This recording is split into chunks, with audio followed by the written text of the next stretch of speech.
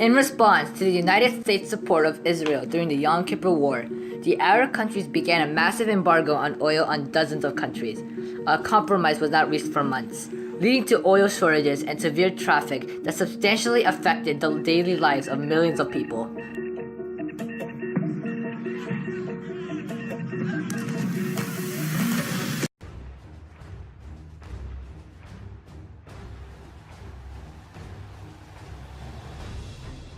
October 6, 1973, 7,000 miles away from America, a series of events were about to take place that would inadvertently affect millions of American lives.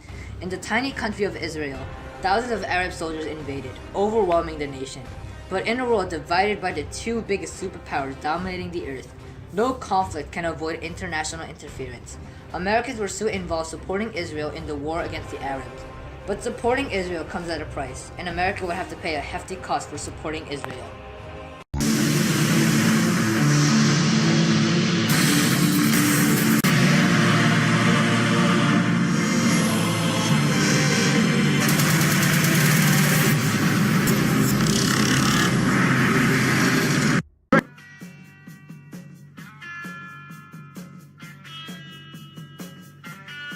The year is 1972.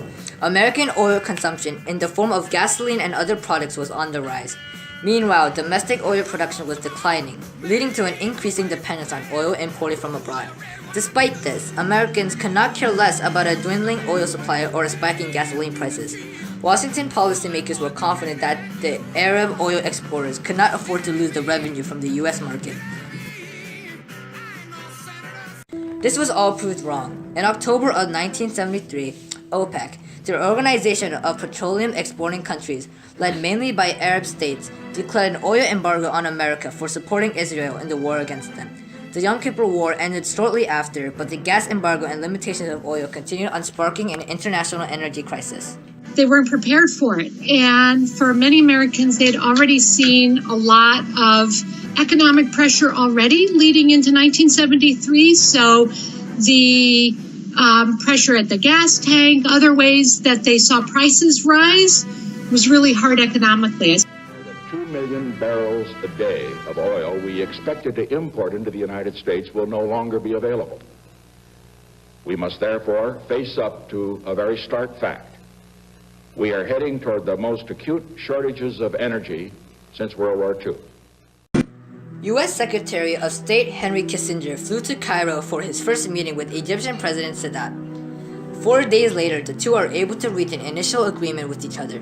Back at home, oil prices continue to be on the rise. Washington politicians were proved wrong as the Arab states made more money, as the increased price per barrel of oil more than made up for the reduced production. In just 3 months, the price of a barrel of oil quadrupled. Americans now face gas shortages like never before. When it was available, the cost was so much it was better not to buy gasoline at all. American life was changed forever. Canada, the Netherlands, and Japan also affected, and of these, Japan was probably as much as the United States. They'd always, they were not a country themselves that were able to supply their own oil, and so they felt a lot of the kinds of pressures that the United States felt, and probably in many ways even more so.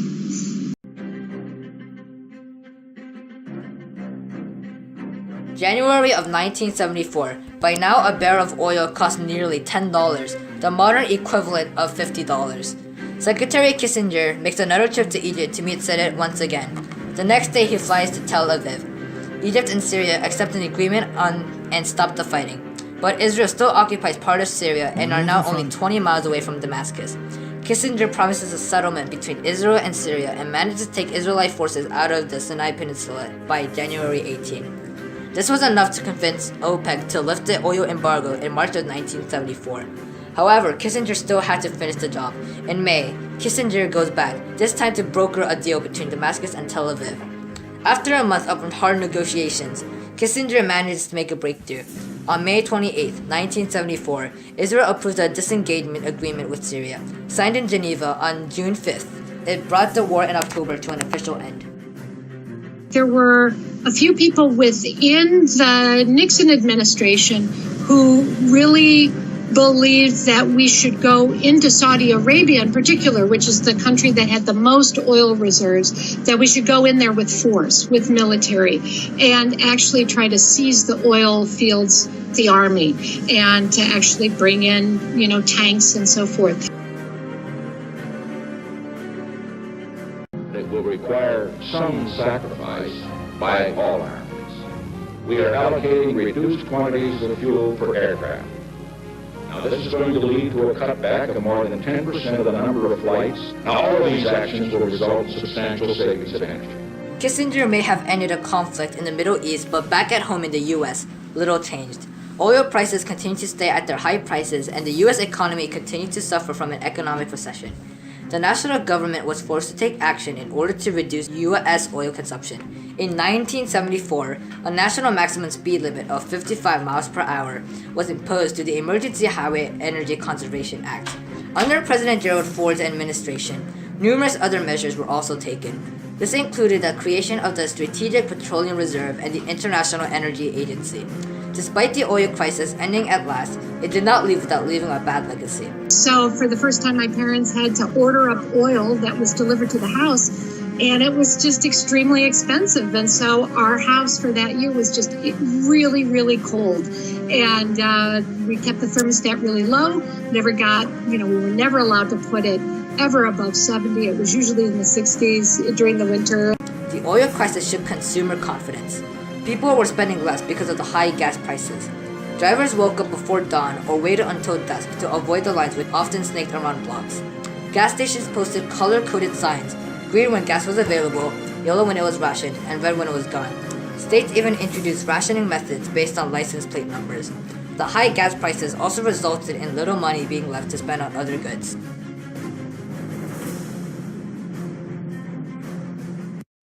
In combination with the Vietnam War, with the emerging scandal that would become Watergate, for a lot of Americans, it made them start to wonder whether they had as much power in the world as they thought they did. We have become increasingly at the mercy of others for the fuel on which our entire economy runs.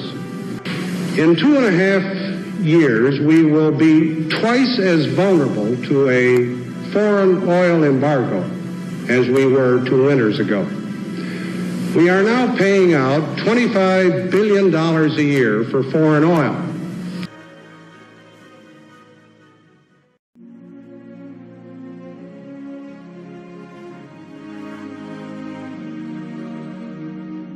Overall, less money was spent, worsening the already bad economic recession. Meanwhile, this was a victory for OPEC.